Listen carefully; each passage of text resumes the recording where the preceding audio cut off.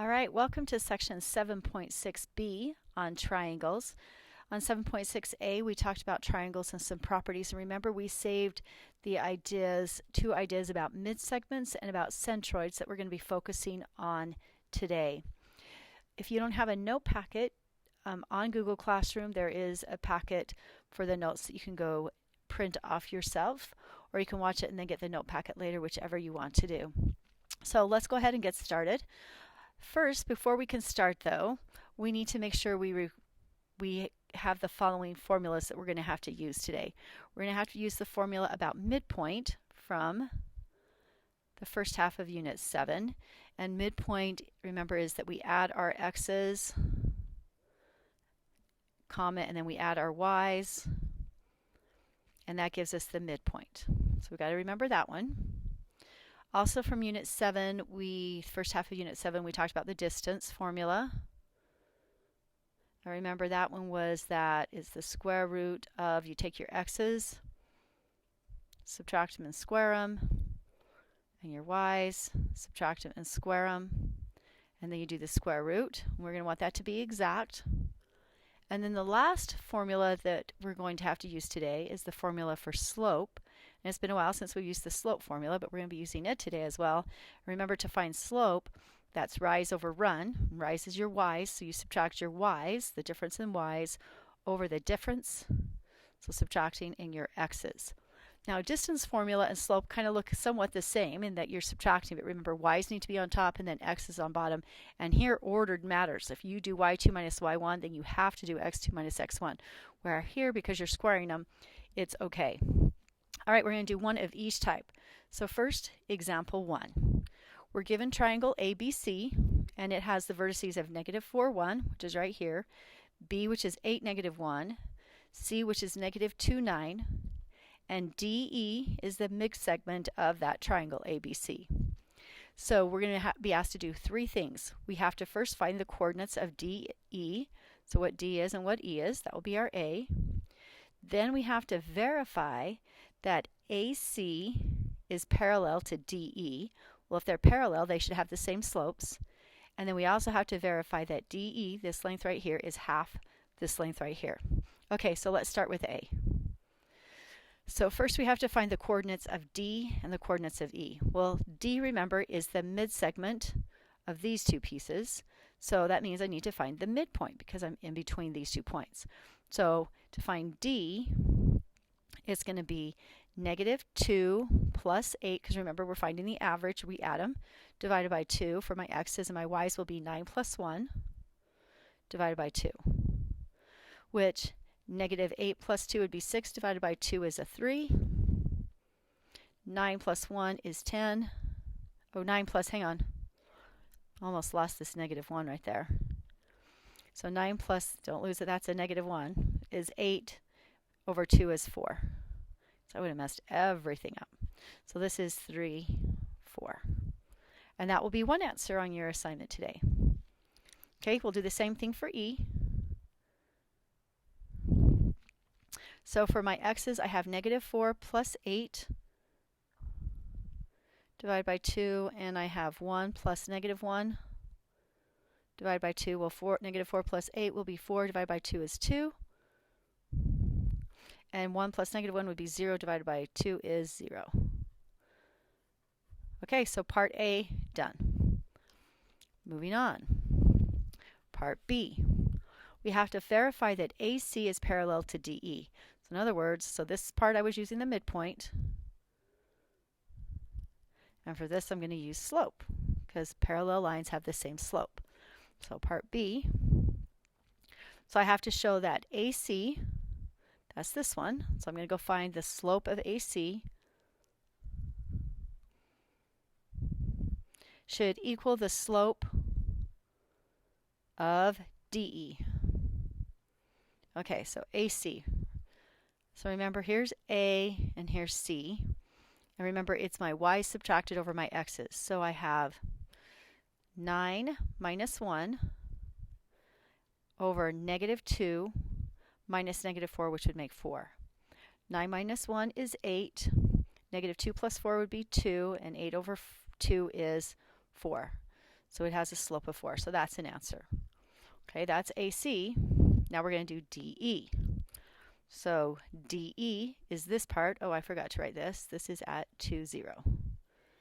So again, remember y's first, y's over x's. So 4 minus 0 over 3 minus 2. 4 minus 0 is 4. 3 minus 2 is 1. So another 4, which is what I want. I want to show that these two are parallel, right? The mixed segments are supposed to be parallel. That's part of that proof that we talked about. So then you write they have the same slope, so they are parallel. I'm just going to use the parallel symbol because we have so much to write today. You could write it out if you want. Okay, then last part, I have to verify that DE is half of AC. So this is where I will use the distance formula. So part C. So first I'm going to find the distance of DE. So D to E, D to E, this length right here. So these are the points I'm going to use. So that's equal to the square root of. And remember, we subtract our x's. 3 minus 2 squared plus subtract my y's, 4 minus 0 squared. 3 minus 2 is 1. 4 minus 0 is 4 squared is 16. So that's the square root of 17. Leave them exact. Okay, now I need to go find the slope of AC. Not the slope, the distance, sorry, of AC. So AC. So x is first, negative 2 minus negative 4. So that's plus 4 squared. Oh, sorry about that. Hopefully you've been able to follow along even though you couldn't see it. And then that was my x's. Negative 2 minus 4. And then I have 9 minus 1 quantity squared. So negative 2 plus 4 would be 2. 2 squared is 4. 9 minus 1 is 8. And 8 squared is 64. Now, I know you're bothered. Remember, these aren't supposed to equal each other, though. So this is the square root of 68. Well, 68 might be able to be simplified. 68 is 2 times 2 times 17. Oh, that is so nice because then a 2 is going to come out. So that's going to be 2 square roots of 17. So AC is 2 square roots of 17, and this is 17. So notice this is 2 times longer than this piece right here. So then we'll say that DE, because we kind of have to write it like they want up here. They said DE is 1/2 AC, so that's what I'll write. DE is 1/2 AC. So this is an answer, this is an answer, and this is an answer. Okay, so that's what you're going to do on the first part of your assignment. You'll have a couple of those. So you'll do A, you'll find the midpoints, then B, you'll show that they were parallel, so 1, 2, 3 answers there, and then C, you'll verify that this distance is half this distance. This was square roots of 17 and this was double it, so it's half of AC. That if I put 1/2 here, then that gives me back to 17, right? If I do 1/2 here of this one, gives me that. Okay, now for the exciting part. Turn the page. So here we go.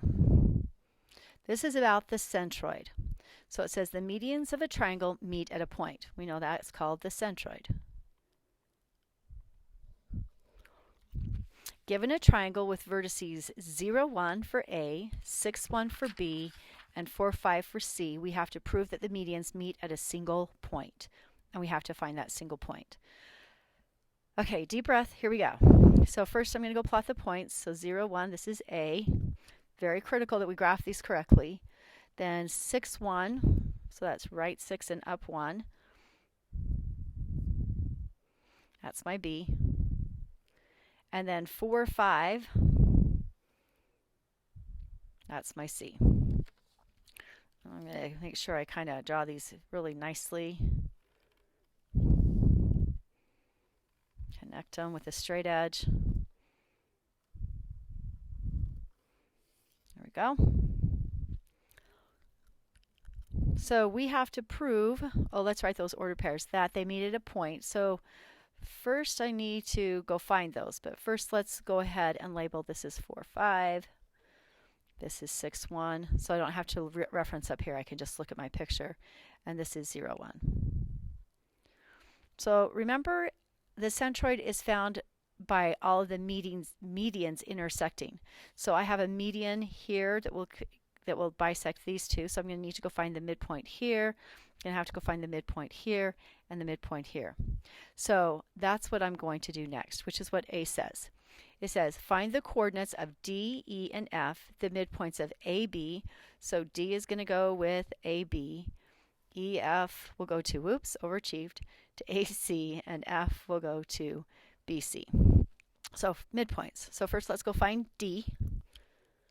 So D will equal, let's see, that's between A and B. So here. Now you actually can probably just count it. That's 1, 2, 3, 4, 5, 6. So that'll be 3 over. So it's right here. That's my D. Or we could do mathematically. So 0 plus 6 over 2 and 1 plus 1 over 2. That would be 3. And 1 plus 1 is 2 divided by 2 is 1. So this is D, and it's at 3, 1. I'm going to draw that line. Okay, now I need to find E. So E is between A and C. A and C. So see, that's on a slant, so I can't do that as easily. So 0 plus 4 over 2 and 1 plus 5 over 2. So that will be 2. 1 plus 5 is 6 divided by 2 is 3. So 2 and 3. Oh, that looks like that's about it. If I had to eyeball it and had to guess, that's where I would have put it. 2, 3. And now we have to do F. And each of these things will be worth a point on your assignment. You'll have to show all of this goodness. So now between B and C, so 4 plus 6 divided by 2 and 5 plus 1 divided by 2. 4 plus 6 is 10, divided by 2 is 5. 5 plus 1 is 6, divided by 2 is 3. So this is at 5, 3. We'll call it F. Okay, let's go connect those points really quickly. So A to F.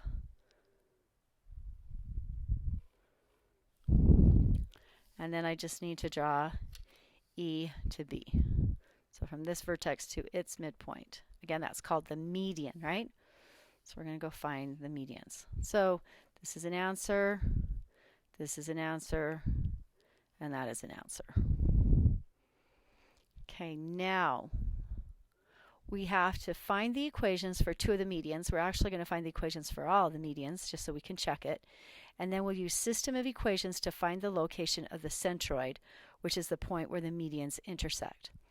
So it's been a while since you've had to find an equation for a line. Remember, to have an equation for a line, the equation for a line is y equals mx plus b. So we're going to have to know the m, and we're going to have to know the b. Let's first go do the m, which is the slope. So we're going to have to find the slope of this line, the slope of this line, and the slope of this line. So let's start with the slope of CD. Right? These are all my median lines. So the slope of this one. Now remember, slope is I subtract my y's from my x's. So I have 5 minus 1 over 4 minus 3, which is 4 over 1, which equals 4. Okay, so I'll remember that one. That will be worth a point tomorrow on your assignment. Then I'm going to go find the slope of the next one. Let's do AF. So again, remember, it's y's subtracted over x's, so it's 3 minus 1, because one little calculation wrong and it'll mess the whole problem up. And 5 minus 0. So 3 minus 1 is 2, and 5 minus 0 is 5. So the slope of AF is 2/5. Okay, so I've done CD, and I've done AF. So the last one I have is BE.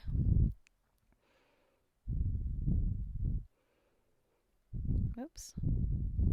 So BE, so I'm looking B to E is right here. So 3 minus 1 for my y's over my x's, 2 minus 6. Remember, you have to go in the same order. You cannot change the order. 3 minus 1 is 2, and 2 minus 6 is -4, so that is -1/2. Again, you're going to get partial points for each piece that you do. So now I found the m's, now I need to go find the b.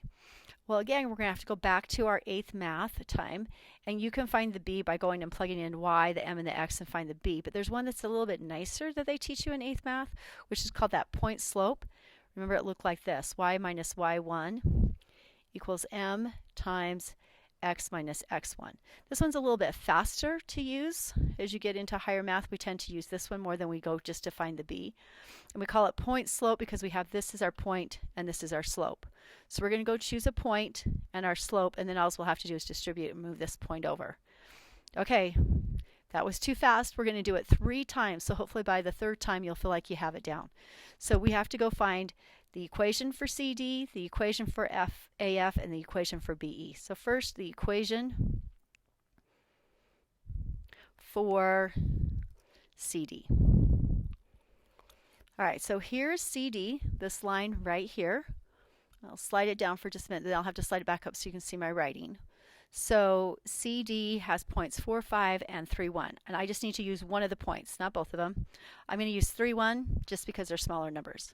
So it's going to be y minus, and my y is 1, equals my slope was 4, times parentheses x minus, and my x was 3. Okay, so I just need to clean that up a little bit. I'm going to zoom this up a little bit so you can see it hopefully a little bit better. So I'll have y minus 1 equals 4x minus 12, because remember you got to distribute. Then I'll add the 1, and I'll get y equals 4x minus 11. Okay, I'm going to box that because that's the equation for CD. Okay, let's go to the equation for AF.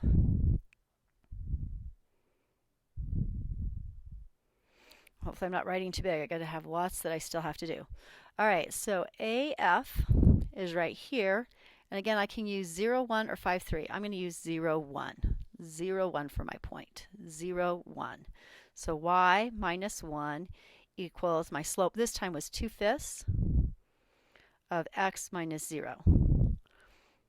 Well, when I go to clean that one up, I'll get y minus 1 equals 2/5 x. So then I'll just add my 1, and I'll get y equals 2/5 x plus 1. Okay, that's equation AF. We have one last equation, and that's BE. I have to find the equation for line BE. So we're finding the equation for each of these. Equation for BE. All right, let's find BE. I can either use 2, 3, or I can use 6, 1. Let's go for 2, 3. Again, remember my slope was -1/2, and I'm going to use 2 for my x and 3 for my y. So y minus my y was 3 equals my slope was -1/2, parentheses x, and my x on E was 2. Plus 2, or minus 2, because remember it's a minus in the formula. The opposite of them. Okay, distribute there. Y minus 3 equals -1/2 x, and then -1/2 times -2 will make a plus 1. So then I'll add 3. And my third equation will be y equals -1/2 x plus 4. Okay, just because it's kind of far away, this is the line for CD, or segment CD. This one is AF, and this one is BE. Now, if it would have been really nice and the lines would have intersected in the crosshairs, that would have been awesome.